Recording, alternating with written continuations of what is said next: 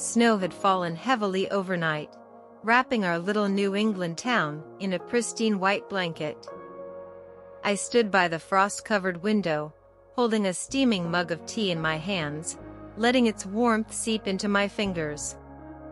The early January light cast a soft glow over the streets, and the stillness outside was almost sacred, a quiet that mirrored parts of my own life since Paul left. Paul, my ex-husband, had walked away when our son, Sam, was only 4. It hadn't been easy, but Sam and I found a way to move forward together. He became my anchor, my greatest source of joy. Now 21, Sam was coming into his own, a budding photographer with dreams that often felt too big for this small town. The sound of footsteps on the stairs pulled me from my thoughts. They were steady and confident, a reflection of the self-assured young man Sam had grown into. He entered the kitchen dressed in a knit sweater and jeans, his camera slung over his shoulder. His smile lit up the room like the sun breaking through the cold morning air. "Good morning, Mom," he greeted, leaning in to kiss my cheek. The faint stubble on his face brushed my skin, a small reminder of how much he had grown. "Morning, sweetheart," I replied, smiling back. "Where are you off to so early?" "The lake," he said, his voice brimming with excitement. "The light's perfect after the fresh snow. I want to catch it before it changes." I nodded, pride swelling in my chest. Sam had always seen beauty in the little things, details most people overlooked. It was why his photographs told stories rather than just capturing moments. "Want some company?" I asked, surprising even myself. Normally, I let him pursue his creative passions alone, but today, something compelled me to join him. His eyes lit up. "Really? You'd come with me?" "Of course," I said with a smile. "It's been ages since I've seen the lake in winter." Bundled against the cold, we set off, our breaths forming little clouds in the frosty air. The lake wasn't far, but the walk felt reflective, almost meditative. When we reached the shore, the sight stole my breath. The lake mirrored the pale sky, while frost clung to the branches, glittering like jewels in the morning sun. Sam wasted no time setting up his camera, angling for the perfect shot. I stood back, watching him with quiet admiration. His focus and passion reminded me of Paul, not the man who left us, but the dreamer I had once loved. "Mom?" Sam's voice pulled me back to the present. He was watching me with a small, curious smile. "Are you okay?" I brushed snow from my coat, smiling softly. "Just thinking. Watching you work reminds me of your dad." To my surprise, Sam didn't react negatively. He rarely talked about Paul, but today, his expression softened. "Do you miss him?" I hesitated before nodding. "Sometimes. But not in the way you might think. I miss the idea of what we could have been, the family we were supposed to be. But I don't regret how things turned out. It gave me more time with you."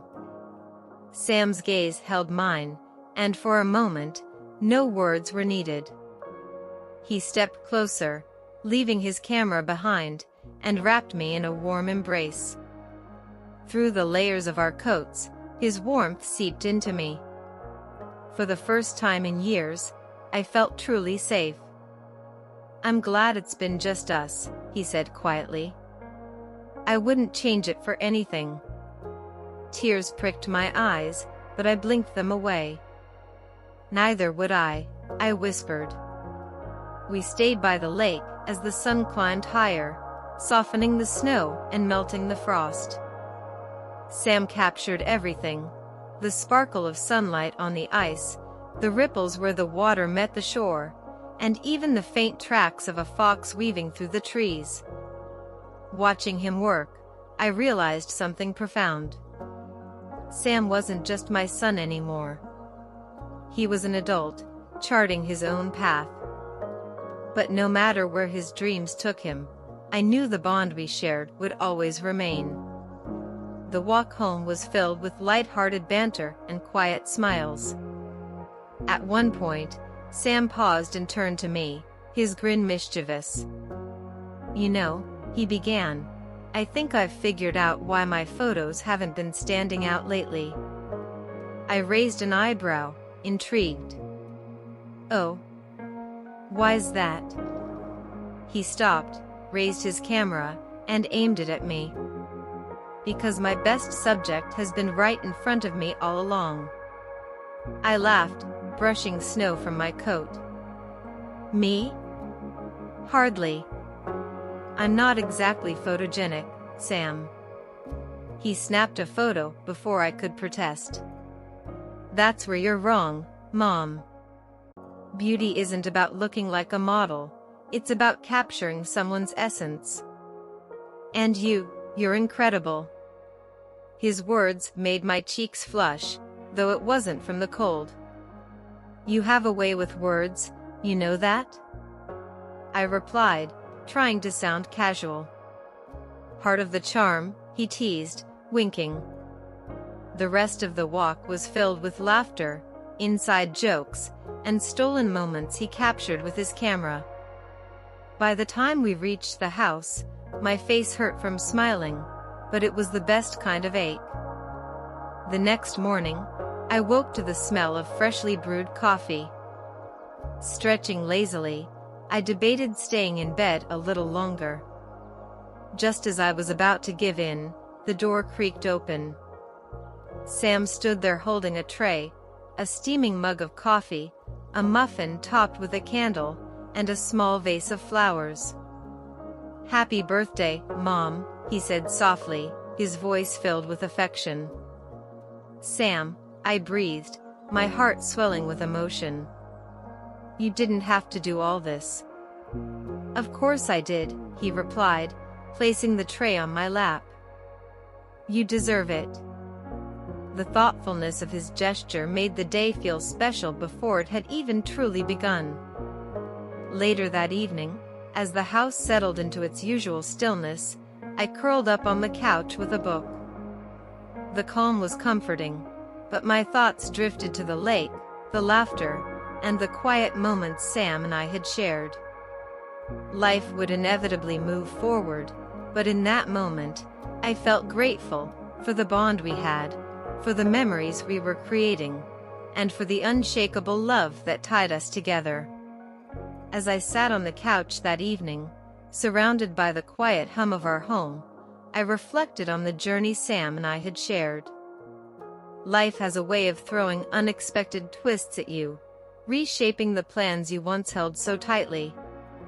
When Paul left, I thought our world had fallen apart. I couldn't imagine how I'd navigate life as a single mother, let alone find joy or purpose again. But sitting there, thinking of the laughter we had shared by the lake and the warmth of Sam's embrace, I realized that the life we built together was something I wouldn't trade for anything. Sam had been my reason to keep going. He was my anchor during the storms and my light on the darkest days. Watching him grow from a curious little boy into a passionate young man filled me with a pride so deep, it was hard to put into words. And yet, over the past few days, something had shifted. For years, I had seen myself as Sam's protector, the one guiding him through life. But now, I saw him as an equal, a man with his own dreams, his own voice, and his own way of seeing the world. That realization hit me with a bittersweet clarity. Sam wasn't just my son anymore, he was someone I could look up to. His ability to find beauty in the mundane, to transform everyday moments into art, reminded me of something I had long forgotten. Life is fleeting, and it's the little moments that matter most. I thought back to the day at the lake, to the quiet awe we both felt as we stood by the frozen water. There was something magical about the way the world seemed to pause, as if nature itself wanted us to take in the stillness and reflect. In that moment, I had felt a profound sense of connection, not just to Sam, but to the life we had built together. It wasn't perfect, but it was ours. And it was beautiful. Sam's surprise birthday gesture the next morning only deepened that connection. His thoughtfulness, his attention to detail, and the way he looked at me, as if I were someone worth celebrating, left me speechless. I had spent so many years pouring all of my love and energy into him, never expecting anything in return. Yet here he was, reminding me that love is a two-way street. It's something we give freely, but when it comes back to us, it has the power to heal, to strengthen, and to transform. The following night, when he pulled out his camera and asked me to step into the red glow of the room, I hesitated. It was so far outside of my comfort zone, so unlike anything I'd ever done before. But Sam's encouragement, his belief in me, made me take that first step.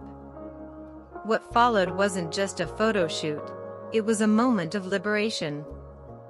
For the first time in years, I felt truly seen, not as a mother, not as someone holding it all together, but as a woman. A woman with strength, beauty, and stories to tell. As the music played and Sam snapped photo after photo, I let myself go. The laughter, the playful teasing, and the shared vulnerability created a bond between us that felt unshakable. In that room, under the warm glow of the light, I wasn't just rediscovering parts of myself, I was rediscovering the joy of being alive.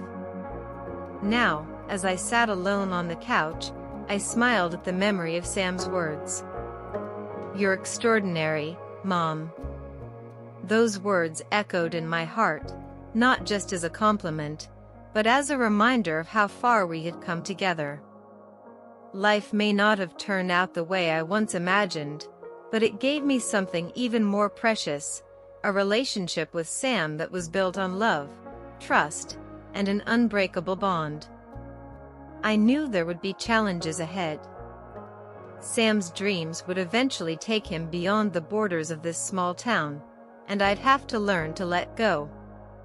But no matter where life led him, or me, I knew we'd always carry this connection with us.